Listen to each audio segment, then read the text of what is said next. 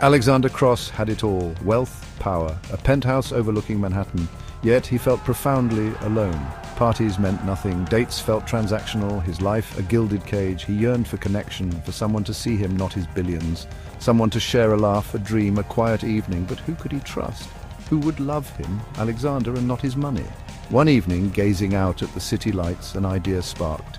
He would shed his wealth, become someone else. He would find love, real love, without the mask of affluence. The next morning, Alexander began his elaborate plan. He rented a small flat in Brooklyn, traded his tailored suits for worn-out jeans and a paint-splattered shirt. His sleek sports car was replaced with a second-hand bicycle. He would be Alex, a struggling artist, earning his keep by waiting tables at a local cafe. He would blend in, observe, and most importantly, be himself. He was both terrified and exhilarated.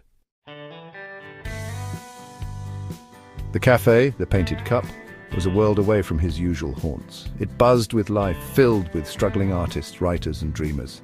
Alex, with his genuine smile and willingness to listen, was quickly accepted into their fold. He spent his days serving coffee, sharing stories and learning about their lives.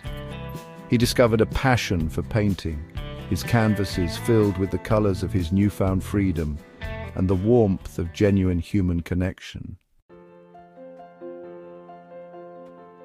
One rainy afternoon, a young woman with fiery red hair and eyes that sparkled with intelligence walked into the cafe. Her name was Sophie, an art student, and her passion for art matched Alex's. They spent hours discussing techniques, sharing their inspirations and their dreams. He found himself drawn to her warmth, her kindness, her genuine spirit. For the first time in his life, Alexander felt truly seen. As weeks turned into months, Alex found himself falling deeply in love with Sophie. Her laughter was the highlight of his day, her presence a soothing balm to his soul. But the weight of his secret grew heavier with each passing day. He knew he couldn't keep up the charade forever. He had to tell her the truth, but the fear of rejection, of seeing the love in her eyes replaced with disappointment, kept him silent.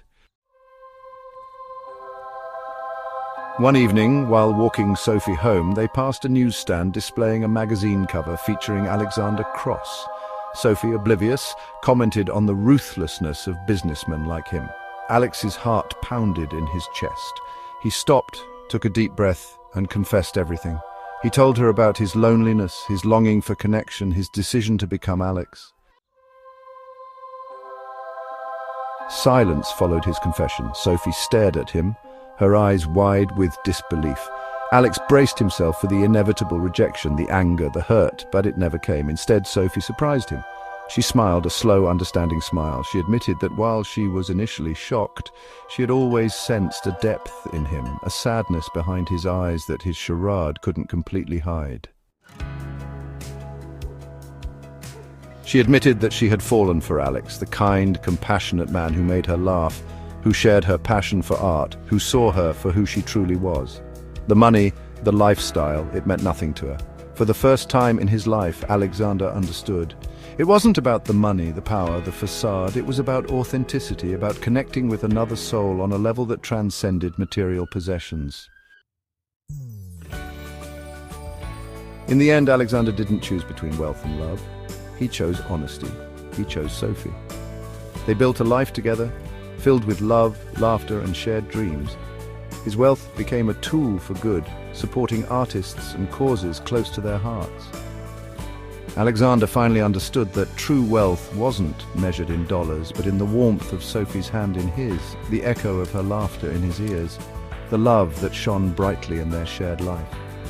He had found his riches, and they were more precious than anything money could buy.